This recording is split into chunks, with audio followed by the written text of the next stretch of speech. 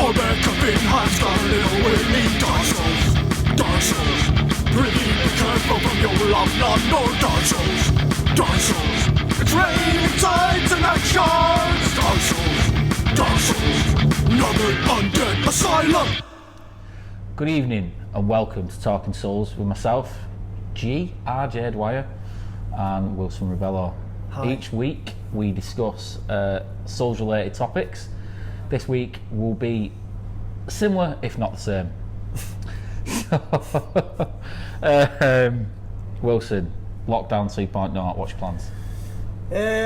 Well, luckily with the Conservative plan to retrain, reboot and rethink whatever it was, whatever disgusting slogan they came up with, I found myself in full-time employment, so Okay. I'm not being as creative as one would like to be, but I think the whole nation is in the same boat. In the same boat. They sound So, like the Empire, don't they, with yeah. these slogans, do you know what I mean?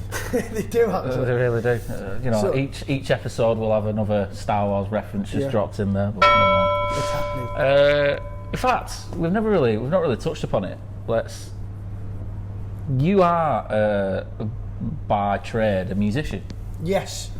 You are in a successful band, Seminole punk band, yes. seminal punk band, Cabbage for people Not seminole. that want to check the band out, and it's been good for you. It's been a long and arduous road, but Yeah. one that I certainly don't regret. Yeah. Yeah. Sounds like I've got you in for an interview. It does a bit, doesn't it? Yeah. So doesn't it? You're like, oh bloody hell! I've already got into interview mode. Not another enemy interview. Yeah. Do you know what I mean? So we've both got a background in sort of music, and mine's mine's more events driven. Yeah.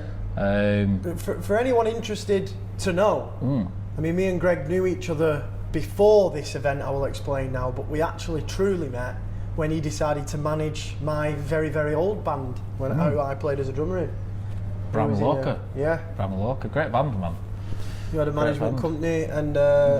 We went around Europe. Yeah, we did. We did, yeah. I didn't go around Europe. You were busy, but... I was busy preparing for this podcast. Your partner was your partner was in charge of that European tour. Oh my That's why we God. slept in a van for 17 nights.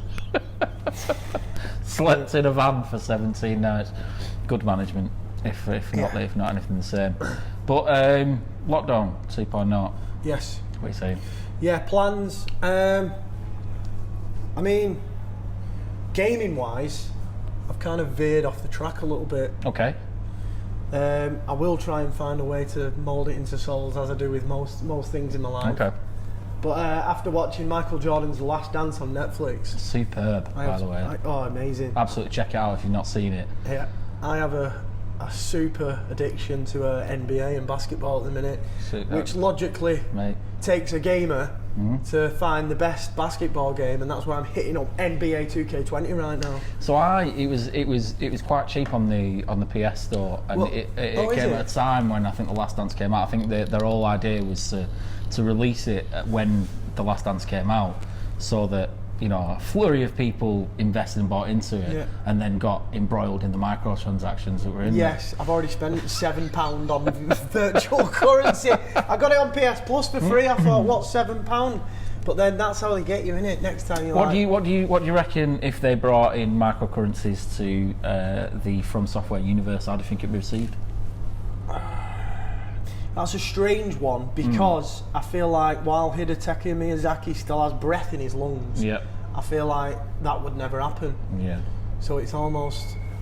But, if for some reason, I mean, they are involved with Bandai Namco, who I think do they involve themselves in microtransactions some way? I don't know. think they do, actually. Yeah. I mean, every time someone says Bandai Namco, all I ever think of, regardless of Dark Souls, is Ridge Racer. Yeah, for the and I used to love that game, man. It's one of the great. I love racing games as well. So, and Ridge Racer was 100% one of my absolute favourite games of all time.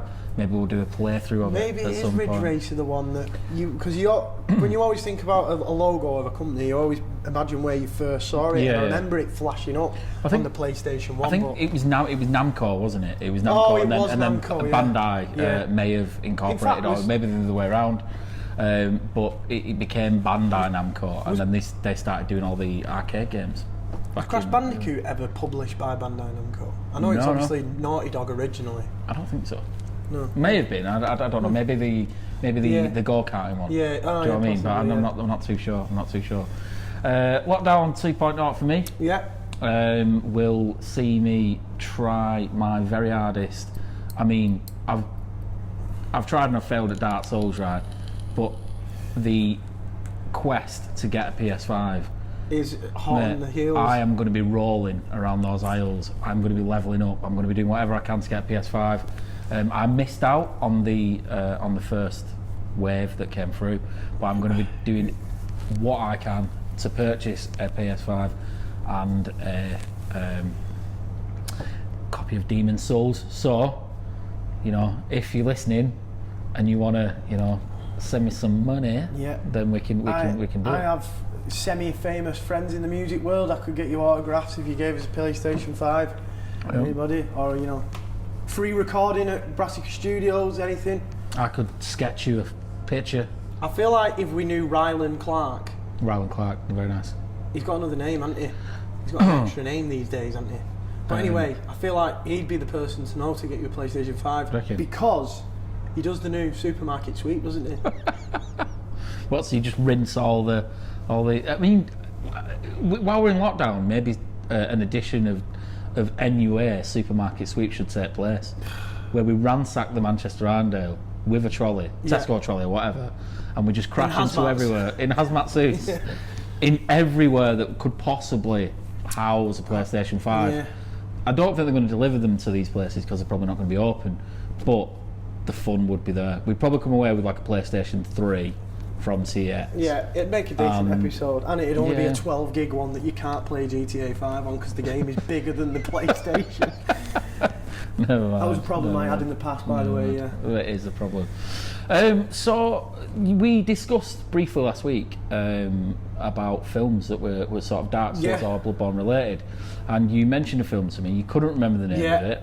It was called Ragnarok Rising. Valhalla Rising. Valhalla Rising. That's a strange one. You've got a bit God of War on that. I have got a bit God of War on you. I think why I've just said that as well is because there may have been another edition of it called that. So I watched it on the completely legal Amazon Fire Stick that I've got. Oh, nice. So it had Russian subtitles. Right. It was just like special edition, so I obviously played a lot more for it. But it came downloaded with a package that was initially completely different artwork and everything. So I think Ragnarok Rising. You've seen the Ragnarok Rising? Yeah, I thought it might have been a sequel, but where he becomes two eyes, but two eyes. but he doesn't. But if you've not seen it, fantastic film featuring Mads Mikkelsen, who doesn't talk throughout the majority of the film, if at all. I don't think he speaks at all, to be honest. No, I mean he grunts. But he does grunt, but it's a very cut someone's head off without grunting. No, you can't. It's very visceral, extremely graphic, extremely violent. But for that sort of for that fix, if you're looking for it, solo man on a mission, doing his thing, revenge mission, bloody revenge. And it's Nicholas Winding Refn, for anyone who likes his movies. Bronson. And that one with Ryan Gosling I mentioned last week, I still can't remember the name of. And then I went away and I googled the film that I was talking about. But I will have to check the computer for it. That's why we have a laptop these days. Which is right about here. But it's a great film. Oh, yeah. So this is the one you sent me a while ago. Wasn't it? It is. So it's a Bloodborne inspired film called Brotherhood of the Wolf. Brotherhood of the Wolf, of which we might even play a little clip of right about now. Right about now.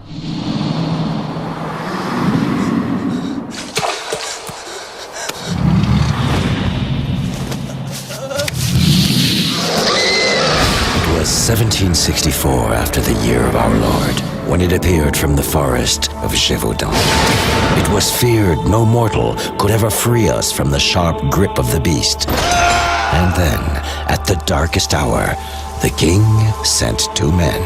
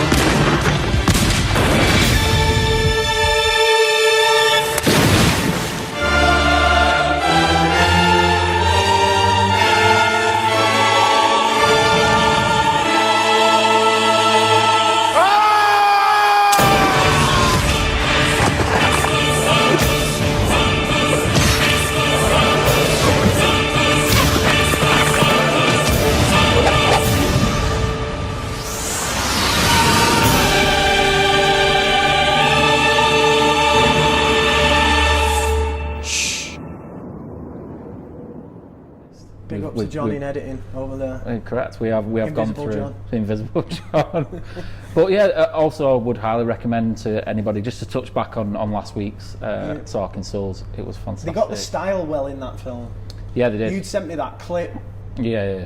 Where there was a bit of a scuffle going on in the field. There's a scuffle going on in the field, and then there's a beastie that comes out of nowhere. It's kind of got that Victorian-esque sort of feel around it. Stinks of Victorian bloodborne, doesn't it? It does. It's steampunk, or whatever you want to call it.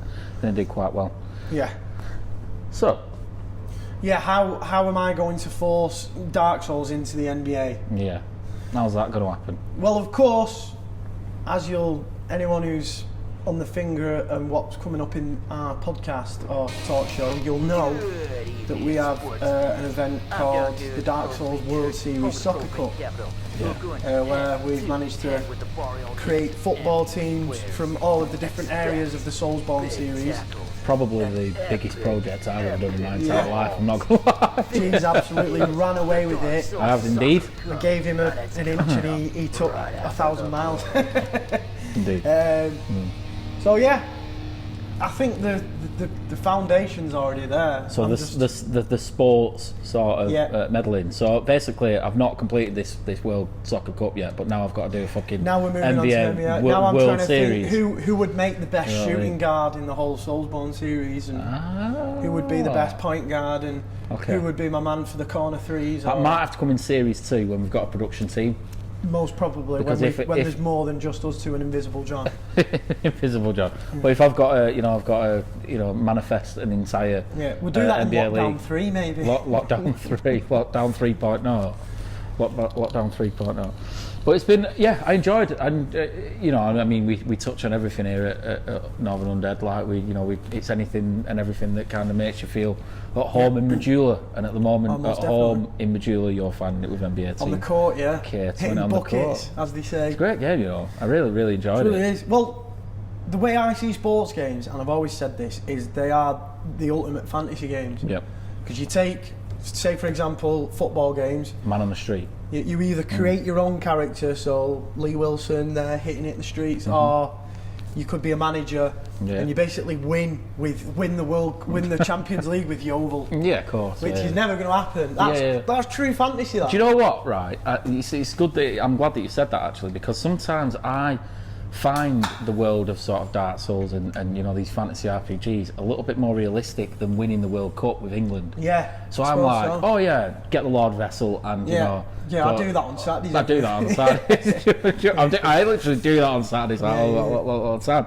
But when you're taking England to go and win the World Cup, that seems a little bit too far-fetched. Well, I mean, me getting signed by the Lakers and then hitting 20 points, 5 rebounds and 2 assists. Isn't it?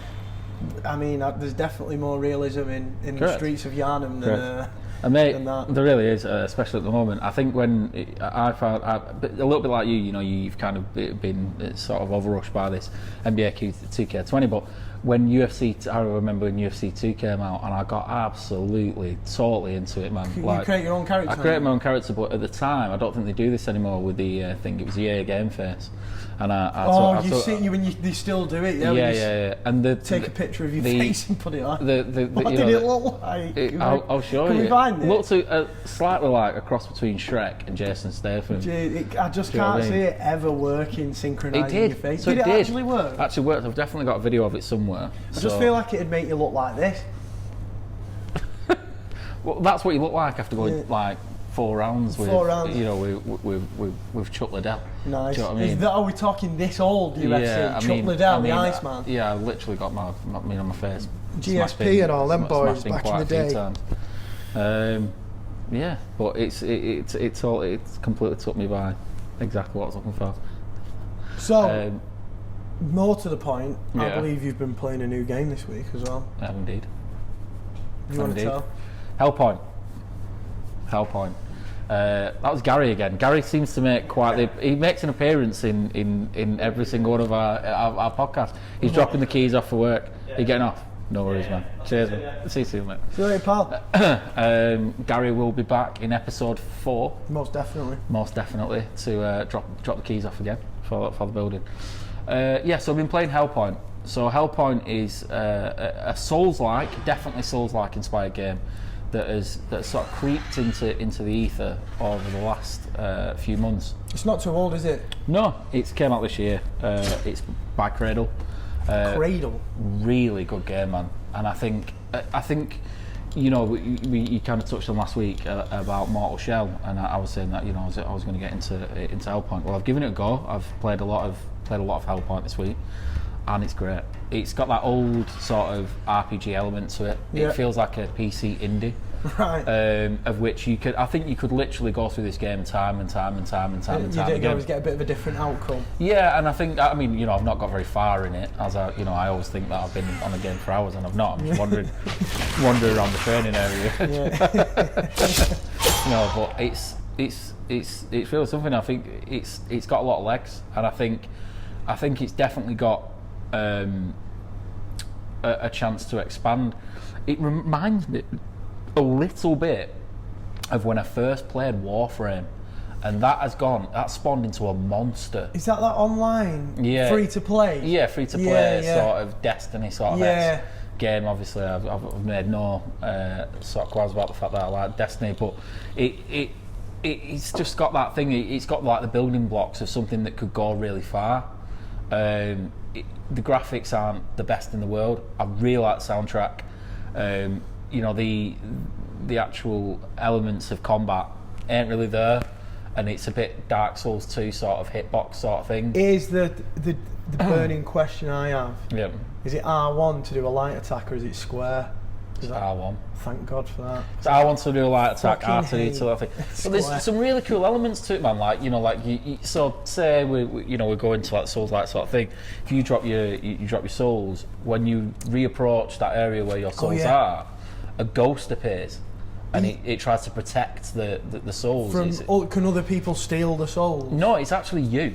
Right. And it learns from how you sort of go through the game and the combat style that you adopt. It actually mimics your style. Mimics, so it's not a ghost, it's a mimic. It kind of mimics you. So when I first came up, I thought it was another player, and I was like, you know, doing the exact same things of jumping and hitting down as I thought I was doing. And I was getting nowhere, and I'm like, this guy's blocking everything, and then he's coming at me doing the same thing, and I'm like, hold on a minute. What? And then I'm like, oh right, and then I don't Google anything, but I'm in the community on Reddit, and someone mentioned these ghosts. Yeah. So it's pretty cool. What I like about Reddit is if there's a spoiler, you get the black lines. Yeah, that's what's great about it. That's great, and you can click on it and reveal. It's almost like seeing a birthday present sat in the living room for you, and it's like. I reckon you're a clicker. I'm definitely a clicker. You're a clicker, yeah. I can't help it. I'm not. It's just like. Yeah. I love it. I mean, if someone just said. Don't look for spoilers. I probably wouldn't, but the fact that there's black lines I just can't help but going. I don't even want to know what's behind there. I'm really good at that. So I'm like, if we go and watch a film, something that I want to watch, I'll refrain from googling it. You know, I obviously gone through the Dark Souls series almost fucking blind, to be honest. And it's probably not the way to do it, but I enjoy it, and that's why it's taken me so long, and that's why I'm so heavily invested in it, and that's why, you know, it's my thing, and that's why I enjoy it. I think the only thing I've ever done in Souls is, I wouldn't say there's a particular number, but say I fight a boss somewhere between 10 and 15 times, I'll then watch an honest video guide. Now, everybody knows there's cheese guides online, but I've once cheesed a boss, and there was no satisfaction in it at all. So I absolutely despise them. But I think video guides in how to honourably beat a boss are pretty fair, really. There's supposed to be loads for Demon Souls, isn't there? We'll come on to Demon Souls in a minute, but there's supposed to be like over 150 videos of like sort of like the how-to guide of Demon Souls. They put it in the game. Really? The new one, they put it. Bloody hell. So you can watch these videos that will help you with certain elements of the game. So they're trying to open it. I honestly think it's going to be sprawling, that game. I think it's going to be. It probably is, isn't it? It's going to be huge. I mean, the worry was there was a few. If you pre-ordered the game, there was a few armors and weapons. That was for pre-order specifically. Now, what worries me is if you can't access them. In the game anyway. That's a bit. That there might be microtransactions or whatever. Do you think? But then I suppose it's come before the DLC. So yeah, if you don't get. Well, did Demon's Souls have a DLC? No, I don't think it did. I mean, I'm not entirely sure, but like Bloodborne's DLC. I mean, it's a solid DLC. It's that was probably the best. Well, I probably think I paid about £8 or £9 for it, but it was the best £8 or £9 I think I've ever spent. Yeah. And it's like took the bosses, because you go through Bloodborne, and like the bosses are challenging, but they're not impossible. You get to the DLC and you got some pretty notch. I don't care what anyone says. Lawrence the First Vicar was fucking well hard. I'll tell you what though. I think what I might do is I might drop a couple of the videos from my week in Dark Souls this week. My quest for platinum. Yeah. I've been kind of kicking around Analondo for a bit, Anna, with my sword that was, probably I might have just been going in there with paper mache sword. Yeah. It turns out lightning Uchigatana +1 in Analondo. It's not the way to go.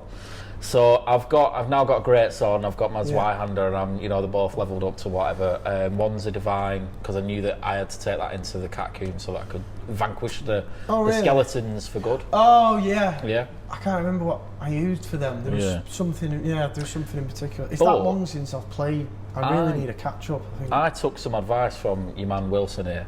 As I said, I don't Google, and this is prime example and stonewall fact that I do not Google stuff.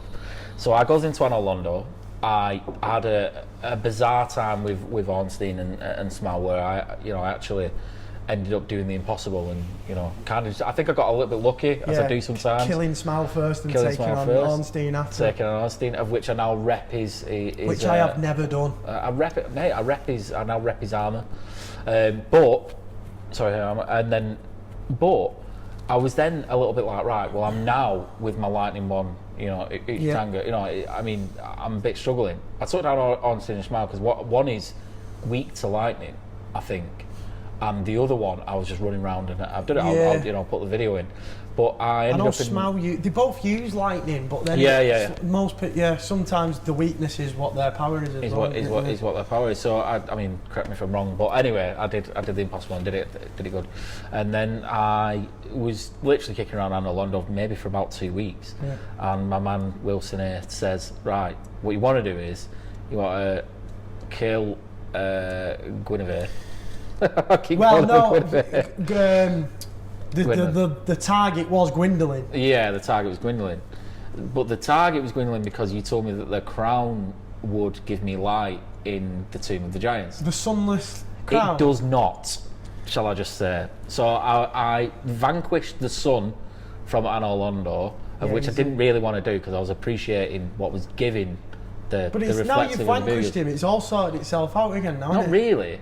Not really, because now I've got to run. I went through a state, so I leveled up everything, and I did like 3 bosses in 2 days, which is bizarre for me. So I did Darts and Gwendolyn, I did See the Scaleless, very, very easily, by the way. Yeah, once you break that crystal, it's knowing to break that crystal. I was really disappointed with that boss, It looked like, I don't know, it was comical. It was like kind of just moving around all the time. Yeah, and I was just one of them where you just strafe. I didn't get the Moonlight Greatsword. I couldn't get anywhere near his tail with that, but I just got sick of it. I had 10 fights with him, and then I realised there was a big crystal at the back you had to break. So I figured out. Yeah. So then I broke that crystal, hammered on the tail, but couldn't get it, and killed him in one. It didn't say anything. And then so I go down to Catacombs. Kind of, I'm going through it quite slowly. I'm taking out skeleton by skeleton, and I fall through some cracks in the floor and stuff. And then I basically see this. I fall through another thing in the floor into a swimming pool. No, it was. I fell through this crack in the floor, and some guy that looked like the engineer from Alien, who's apparently like called Andre the Astoria, but Andre the Astoria, but with like a skeleton elephant guy. And the blacksmith. Yeah, he's sweet. He's sweet. So he smashes the wall for me. Yeah. And I go through, and then there's a load of the wheelies from the Wizard of Oz. Absolutely relentless. So I run through. You've got to bomb it. Yeah, you've got to bomb past them fuckers. Bomb past it. And then you ended up in the swimming pool. And then I ended up in the Victorian swimming pool. Why is there a swimming pool at the bottom of a tube? I don't know. I've no idea. But and why is there a fucking twisted necromancer in there sniffing lime? And I thought he was going to be really difficult because obviously he multiplies into like 4 or 5 different things.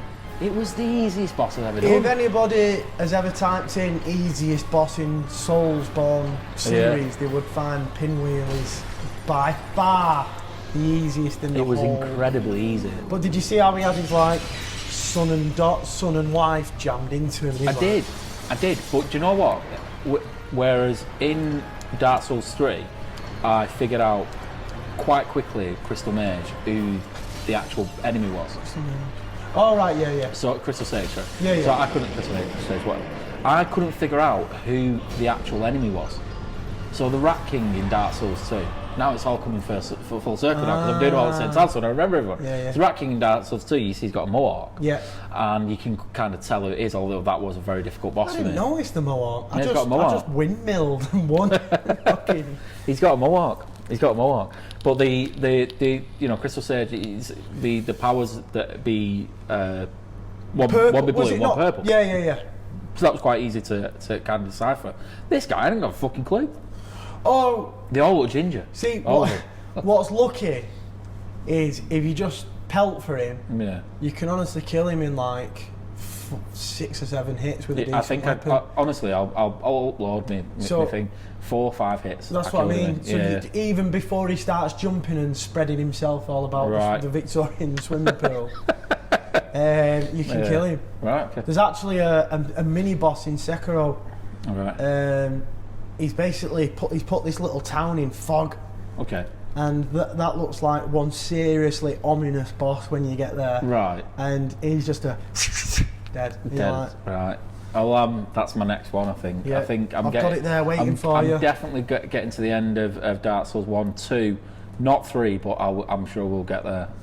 And 2 is just it's a knock on the door, isn't it? And 1 is I'm still enjoying it, even if Hellpoint has taken my attention a little bit. You are pretty much at the end of Dark Souls 2, though, aren't you? Yeah, right. And I really enjoyed Dark Souls 2, man. And I'll probably go back and play it again sometime. There's a flavour to it that there is. The other 2 games don't give. I know the other 2 games are by far superior. Yeah, they are. But there's a flavour in Dark Souls 2 that is. It is. I like it, and I'll go back to it again and again and again. It's like an odd ice cream flavour that you wouldn't choose most times, but you know if you're having it, it's super sweet. So super up to now. So like, let's bring everything. Let's come right into the present. And Demon Souls, man, we're getting news every day. You know, I'm absolutely itching to get a PlayStation 5. I'm sure I'll be able to find from somewhere, from some kind listener, you know, that's going to help sort that out. But it's around the corner. We now know a little bit more. One of those things being the character creation screen, which looks so in depth. It's unbelievable. Yeah, it's great, isn't it? It is great. I mean, it looks like something. It looks. It's not from software like at all. Bloodborne character creation screen almost looked archaic. You took your pointer, and you could go to 100 or 0 or 150, and it just wouldn't change the character at all. He just always looked like that P-head guy.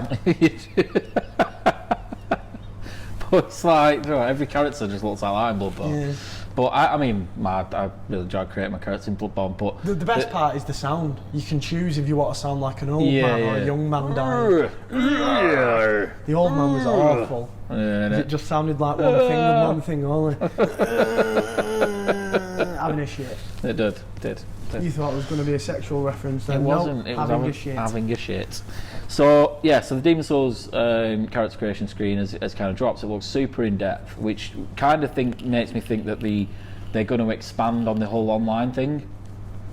If they do, have they confirmed online?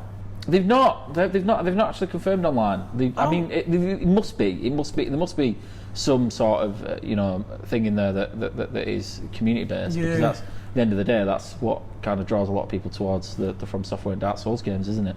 And definitely Demon Souls. I think a lot of people kind of did the same. But it just looks so in depth. It's unbelievable. Like it almost looks like an EA game. I know what you mean. / Ubisoft or whatever. The graphics are super good. I mean, anyone who's probably played them earlier games, like even the Dark Souls remaster, it's great and all because the frame rate's fantastic and the game is much more playable than it was originally. Yeah. But it would be unbelievable to see Dark Souls 1 in that quality. Imagine seeing Amaozn for the first time in that quality. You know, getting the ray tracing. Will they do it? They've got to, surely. Do you think they'll remaster? Surely I they've think got they will. to. But I mean, no, it seems shouldn't that's be a where Dark the money Souls is. remaster, a Dark Souls remake. Right, okay. Because that's the difference between a remake and a remaster. Yeah, so Demon Souls is a remake, isn't it? The remaster, they just basically made sure that it ran at 60 frames per second. Yeah. I mean, it really benefit from it. Yeah. The joy that we got out of Resident Evil 2, the remake that they did on that was absolutely superb. Unbelievable. It's great. Apparently, the same can't be said about Resident Evil 3. Well, only because it's like 6 hours long, isn't it? Yes. Yeah, it's not supposed to be very I long, played 7 and I couldn't continue. I was terrified. It's too I don't much. like first person at all. Too much. So that's why you beef seems to be with Cyberpunk 2077 that's coming out. How dare they make what looks to be the greatest RPG ever made and make it first person? How dare they? Maybe if anyone's played The Witcher 3, imagine The Witcher 3 in first person, it'd be poo. It would be poo, wouldn't it? Well, I don't know, you might disagree with me. Skyrim. I know Skyrim better. I played a lot of Skyrim in first person, yeah. Have you played it in VR? No, I'd love to. See, now that's why first person sounds more interesting in VR. VR's good, I think. I think it needs a way to go. I think the frame rate doesn't quite hit your eyes right. So there's games that work with it and games that don't, and the games that work with it are the ones that are not built for VR. Right. So the ones that aren't built for VR and you are just playing on basically what is a massive IMAX screen, such as your first person shooters and stuff, they work really well. Do they really? So you've got a full turn and I mean, it's not like that. So it's you have to move the joystick. Gaming. So right. There's a big difference in the two types of VR games. So there's the ones that are made for VR, which are the 360 immersive experiences, such as it wasn't made for it, but benefits from it very well is No Man's Sky, Skyrim, and then obviously the games that were built from the ground up to do it. And then you have these games that basically just benefit from having a massive screen in front of your face. Right. So like your first person shooters, I really enjoyed playing Battlefield 1. In that, so it was a very immersive first world. Is that you playing Battlefield 1 through the VR system or Battlefield 1 VR? So Battlefield 1 through the VR system. Right, okay. So that's where I really like it and where it doesn't feel sickening. But I'm a huge, as I said, racing fan, and I played Wipeout, and I could literally not stick it for more than about 3 or 4 minutes. It was just too much. It's too much. That is they built it from the ground up again for VR, and it was impossible. So, it made it feel absolutely sick as fuck. When I watched footage of that game where you're just basically 2 red hands in a white and red world and you're just shooting things, that just looks like attention deficit disorder in game form. I would imagine that something like Mirror's Edge would be good at it. I think it'd be pretty decent, but again, it's not for. I wouldn't want Mirror's Edge in VR. I'd want Mirror's Edge in playing it through the VR. It's literally like going to. I would imagine what going to the cinema and playing a computer game would be like, but with a great resolution. I do you know what I mean? The dream is to get like something like an incredible open world like Grand Theft Auto or The Witcher 3. Yeah. And just having it where whichever way you wanted to go, just. Yeah. Do you know I think the weight of it and the frames per second don't quite match up with. I don't know whether that's just me, but I cannot get used to it. I've tried it. It's only going to get better. No Man's Sky is incredible, and I played Battlefront, the Star Wars one. Oh yeah. Played the X-Wing thing of that, and that was unreal. Was it? But that not everyone's got as much money as EA. Yeah. So that was an experience that was literally.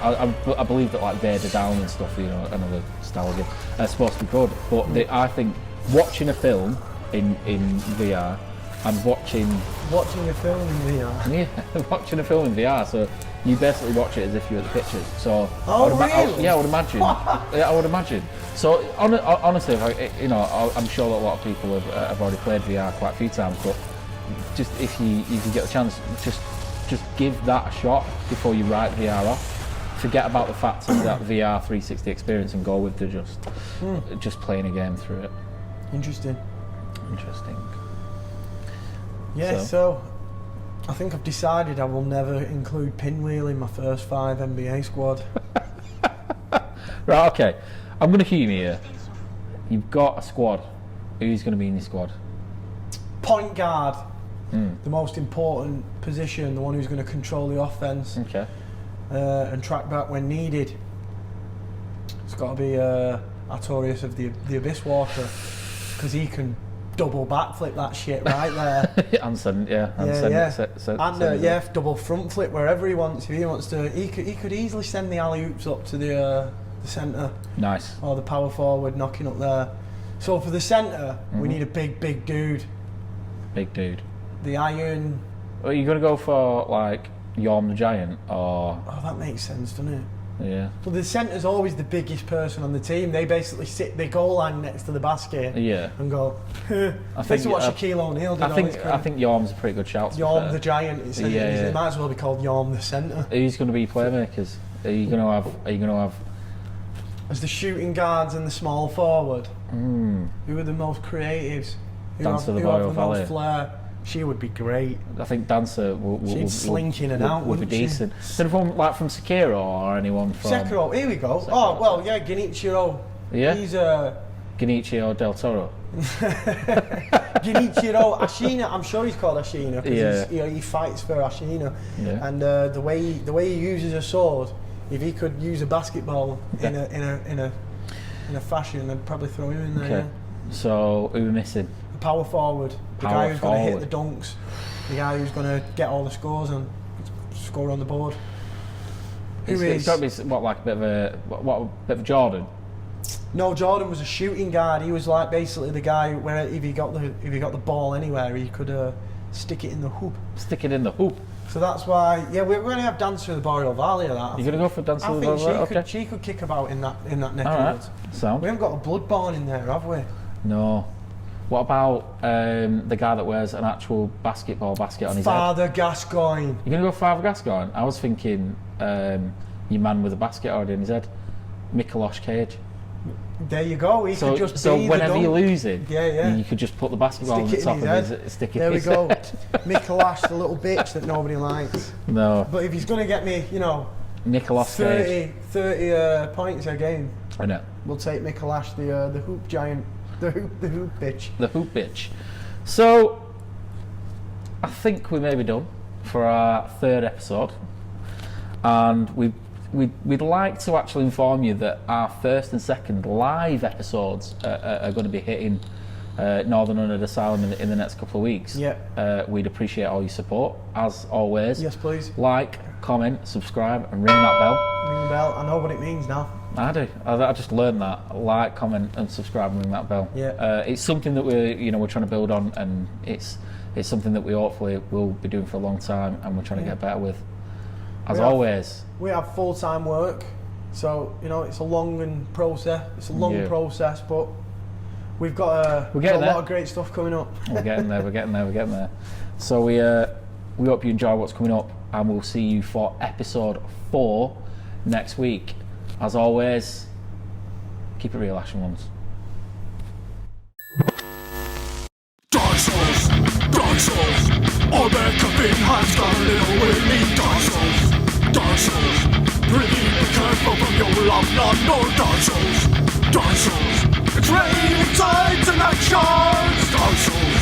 Dark Souls, Northern Undead Asylum.